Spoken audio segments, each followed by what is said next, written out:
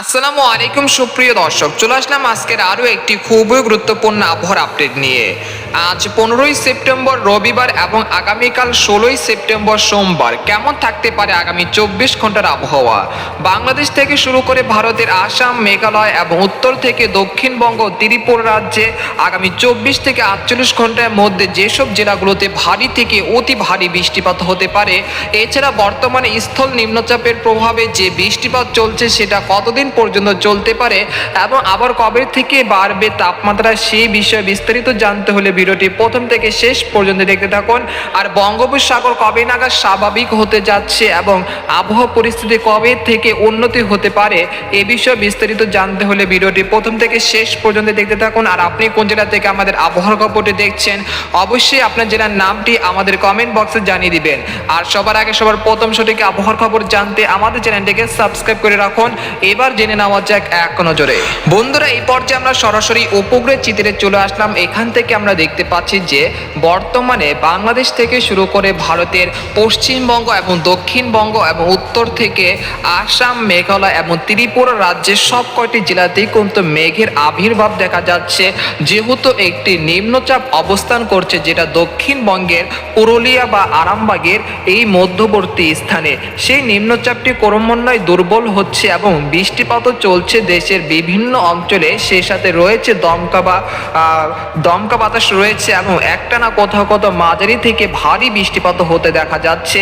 এর ফলে কিন্তু খুলনা, বরিশাল, চট্টগ্রাম এবং ঢাকা বিভাগের বেশ কয়েকটি জেলায় জলমগ্ন সৃষ্টি হয়েছে এবং কোথাও কোথাও কিন্তু বন্যা পরিস্থিতি কিন্তু সৃষ্টি হতে দেখা গিয়েছে।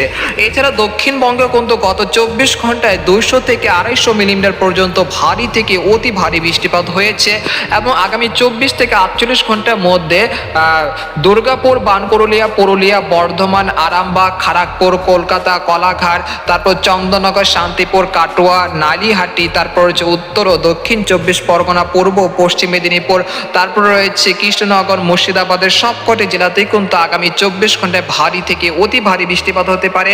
তবে আবহাওয়ার উন্নতি হতে পারে সোমবার থেকে। আমরা দেখতে পাচ্ছি যে চট্টগ্রাম হয়ে সেই আবহাওয়া পরিস্থিতি উন্নতির দিকে চলে যেতে পারে। আগামীকাল সকাল থেকে কিন্তু যে মেঘের ভাবটা রয়েছে সেটা ধীরে ধীরে কমে আসতে পারে। চট্টগ্রাম বিভাগ থেকে শুরু করবে, এরপর বরিশাল, তারপর কুমিল্লা, তারপরে সিলেট এবং ময়মনসিংহ, রংপুর হয়ে ধীরে ধীরে আবির্ভাব যে মেঘের পরিস্থিতি রয়েছে সেটা কমে আসতে পারে। এরপর বিকেল বা রাতের দিকে ঢাকা, খুলনা, রাজশাহী বিভাগে বৃষ্টিপাতের প্রবণতা অনেকটা হ্রাস পেতে পারে সোমবার বিকেল বা রাতের দিকে।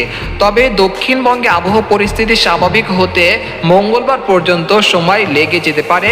তবে আগামীকাল থেকে বঙ্গোপসাগর অনেকটা স্বাভাবিক হতে শুরু করবে আর যে নিম্নচাপটি তৈরি হয়েছে সেটা দুর্বল হচ্ছে ক্রমান্বয়ে এবং সেটি ভারতের পশ্চিম দিকে চলে যাবে। আর এর প্রভাব চট্টগ্রাম বিভাগ থেকে আগামীকাল থেকে কিন্তু অনেকটা কমে আসতে পারে ইনশাল্লাহ।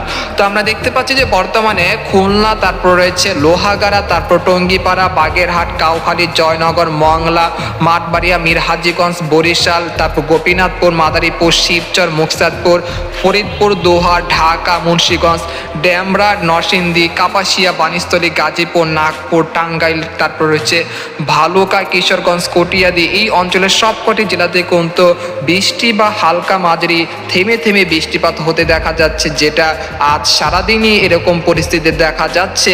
সেই সাথে কিছু কিছু এলাকায় কিন্তু বন্যা পরিস্থিতি বা সাময়িক জলাবদ্ধতার সৃষ্টি হতে দেখা গিয়েছে ঢাকা বিভাগের কিছু কিছু নিম্ন অঞ্চল। এর প্রভাবে আমরা দেখতে পাচ্ছি যে খুলনা, সাতক্ষীরা, যশোর, তারপর লোহাগাড়া, এখানে হচ্ছে মংলা, তারপর হচ্ছে বাগেরহাট, শ্যামনগর, তারপর রয়েছে কোটি, চাঁদপুর, তারপর ডুমুরিয়া, তারপর হচ্ছে মেহেরপুর, চুয়াডাঙ্গা, তারপর হচ্ছে লালপুর, পুটিয়া, রাজশাহী, মহানপুর, সিংড়া, নন্দীগ্রাম, তারাস, বগুড়া, পাবনা, পাংশা, বালিয়াকান্দি, এই অঞ্চলের দুই এক স্থানে বিক্ষিপ্ত আকারে হালকা মাঝারি বৃষ্টিপাত চলছে, আবার কোথাও কোথাও মুষলধারও কিন্তু বৃষ্টিপাত চলছে।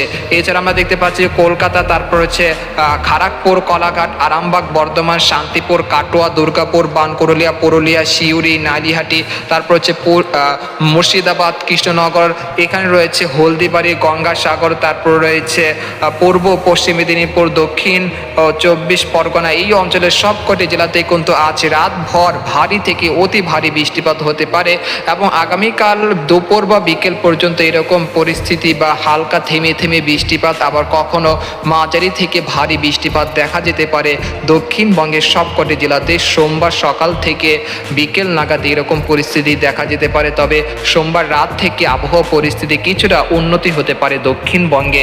এছাড়া আমরা দেখতে পাচ্ছি যে খুলনা, বরিশাল, চট্টগ্রাম বিভাগে এই মুহূর্তে বৃষ্টিপাত চলছে, যেটা আজ রাত পর্যন্ত চলতে পারে এবং আগামীকাল থেকে কিছুটা পরিবর্তন আসতে পারে আবহাওয়াতে।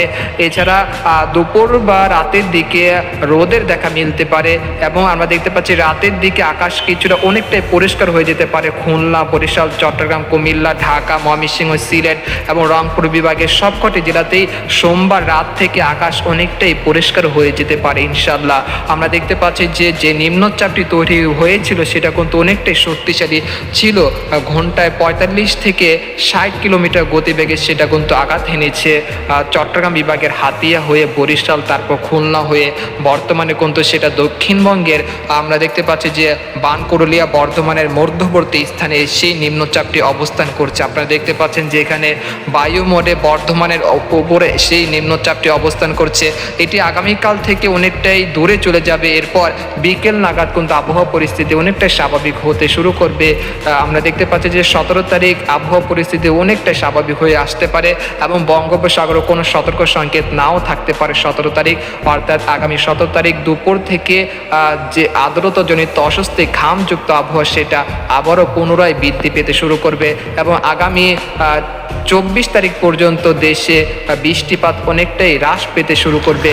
এই পর্যায়ে আপনাদেরকে একটি আবহাওয়ার বিশেষ মডেল থেকে দেখিয়ে দিচ্ছি। আপনারা দেখতে পাচ্ছেন যে বর্তমানে রাজশাহী, ঢাকা, রংপুর, তারপর হচ্ছে খুলনা, বরিশাল, চট্টগ্রাম এবং দক্ষিণবঙ্গের সবকটি জেলাতে এবং উত্তরবঙ্গের কিছু কিছু জায়গায় কিন্তু দমকা বা ঝড়ো হওয়ার পরিমাণ দেখা যাচ্ছে প্রায় 92% বা 90% মতো এরকম দমকা বাতাসের পরিমাণ দেখা যাচ্ছে, যেটা আগামীকাল থেকে অনেকটাই হ্রাস পেতে শুরু করবে। আমরা দেখতে পাচ্ছি যে রংপুর, ময়মনসিংহ, সিলেট এবং ঢাকা, তারপর হচ্ছে খুলনা, বরিশাল, চট্টগ্রাম বিভাগ হয়ে সেই দমকা বাতাসের পরিমাণ অনেকটা হ্রাস পেতে শুরু করেছে 16 সেপ্টেম্বর সকাল থেকে। এছাড়া দমকা বাতাসের পরিমাণ থাকতে পারে কলকাতা, তারপর হচ্ছে ধানবাদ, জামশেদপুর, তারপর হচ্ছে পুরুলিয়া, বানকুরুলিয়া, দুর্গাপুর, বর্ধমান, কাটোয়া, তারপর হচ্ছে মুর্শিদাবাদ, কৃষ্ণনগর, নালিহাটি, মালদহ, তারপর উত্তর ও দক্ষিণ দিনাজপুর। এই অঞ্চলে দমকা বাতাস থাকতে পারে আগামীকালও। এরপর 17 সেপ্টেম্বর থেকে যে আবহাওয়া পরিস্থিতি রয়েছে সেটা অনেকটাই স্বাভাবিক হয়ে আসতে পারে, দমকা বাতাসের পরিমাণ অনেকটাই কমে আসতে পারে, সেই সাথে বাতাসে আর্দ্রতাজনিত অস্বস্তি সেটা ব্যাপক হারে বৃদ্ধি পেতে পারে। আমরা এই পর্যায়ে আমরা দেখে নিব তাপমাত্রা কীরকম থাকতে পারে আগামী 3 দিনে। আমরা দেখতে পাচ্ছি যে বর্তমানে দেশের অধিকাংশ জেলায় একটি আরামদায়ক আবহাওয়া পরিস্থিতি বিরাজমান রয়েছে, তবে এই আবহাওয়া পরিস্থিতি আগামীকাল থেকে অনেকটাই যে তাপমাত্রা রয়েছে সেটা ব্যাপক হারে বৃদ্ধি পেতে পারে, প্রায় 3 থেকে 4 ডিগ্রি সেলসিয়াস পর্যন্ত তাপমাত্রা বাড়তে পারে 16 সেপ্টেম্বর থেকে। এরপর 17 সেপ্টেম্বর আমরা দেখতে পাচ্ছি যে সেই তাপমাত্রা কিন্তু অনেকটাই বেশ বৃদ্ধি পেতে পারে, অর্থাৎ 3 থেকে 5 ডিগ্রি সেলসিয়াস মতো তাপমাত্রা বৃদ্ধি পেতে পারে এবং ঘামযুক্ত আবহাওয়া সেটা বিরাজমান থাকতে পারে 17 তারিখ থেকে। আর বৃষ্টির কথা বলতে গেলে আমরা দেখতে পাচ্ছি যে এই মুহূর্তে যে চলমান মেঘ বৃষ্টির প্রবণতা রয়েছে সেটা আগামীকাল থেকে কমে আসতে শুরু করবে এবং 17 তারিখ থেকে অনেকটা হ্রাস পেতে শুরু করবে এবং রোদ ঝলমল আকাশ দেখা যেতে পারে 17 তারিখ থেকে। এরপর 18 তারিখ এইরকম পরিস্থিতি থাকবে এবং 20 তারিখ এরকম থাকতে পারে এবং 21 তারিখ পর্যন্ত আবহাওয়া স্বাভাবিক থাকতে পারে ইনশাল্লাহ। তো আজকের মতো এখানে বিদায় নিলাম, দেখা হবে পরের একটি ভিডিওতে। যদি কোনো বৃষ্টিপাতের সম্ভাবনা পাওয়া যায় তো আপনাদেরকে পরেও ভিডিওতে জানিয়ে দেবো। তো আজকের মতো এখানে বিদায় নিলাম, দেখা হবে পরের ভিডিওতে। সেই পর্যন্ত আমাদের সাথে থাকুন, ধন্যবাদ।